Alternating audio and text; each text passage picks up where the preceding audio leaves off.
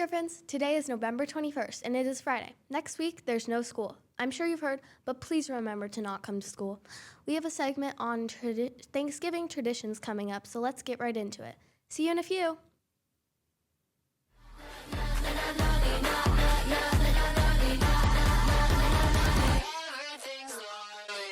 Hey Griffins! As we all know, it's currently mid-November, and this month is a season of thankfulness. Thanksgiving is right around the corner, and November is National Gratitude Month. We're going to be interviewing some students and staff today to see what the people around our campus are grateful for. Today we're going to be interviewing Mr. Rains. Mr. Rains, what are 3 things you are grateful for?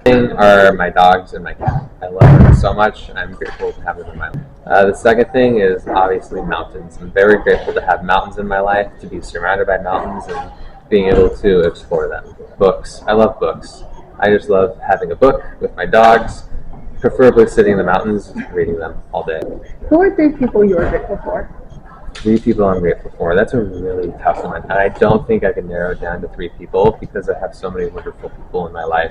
I would just have to say all of my friends and all of my family. What are you most excited about for Thanksgiving? I am most excited to have a week off of work, and I'm going to use that week to go skiing in the mountains. Teachers at Odyssey seem to be most grateful for their pets and their family. Now let's see what our students think. Mila Russell. Mila, what are 3 things you are grateful for? My horse wrangler, my mom, and probably my guinea pigs. Who are 3 people you are grateful for? I'm pretty grateful for my whole family, which we're a family of 5.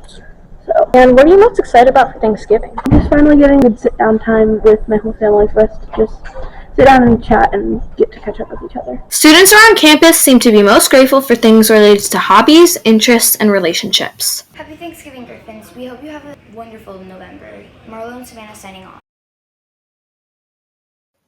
I'm Keely, and my segment is on the history of Thanksgiving. The origin of Thanksgiving traces back to a 1621 harvest feast shared by Plymouth colonists and the Wampanoag people in what is now Plymouth, Massachusetts. Though not called Thanksgiving then, it celebrated a successful harvest and their alliance. President Lincoln established the national holiday in 1863 as a day of Thanksgiving each November. Later, it was set as the 4th Tuesday by Congress in 1941. Today, it is celebrated to give thanks for harvests and blessings with family and friends. Earlier celebrations and days of thanks occurred in other colonies. My source is history.com.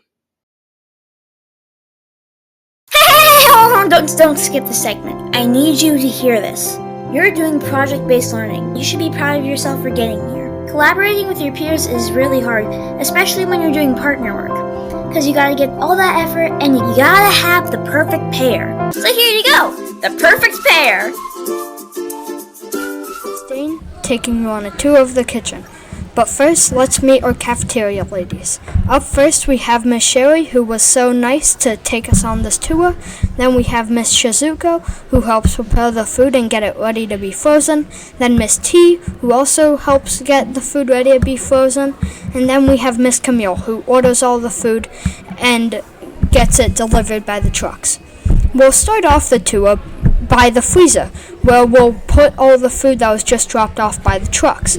Then, once it's about time to get it ready to be served for lunch, we'll go to the fridge, where it'll get stored until actually time to make. Then, if it's pizza, it'll get baked and prepared and served, and any other produce will just get served cold. Thank you for listening. Bye!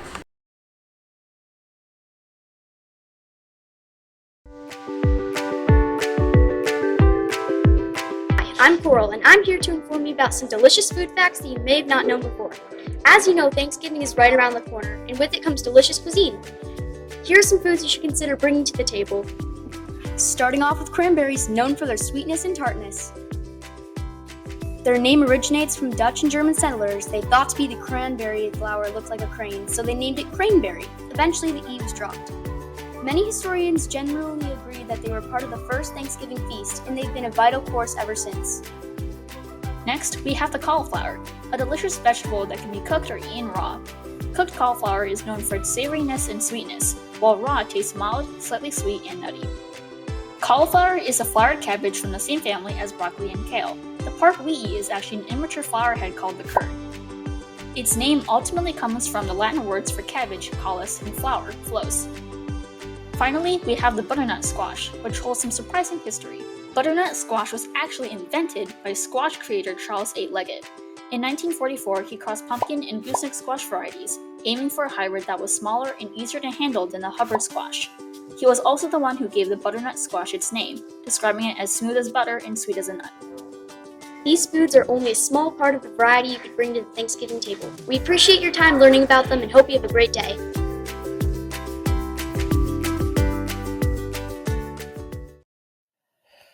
Hello, I am Weston, and I'll be talking to you about Native American Heritage Day.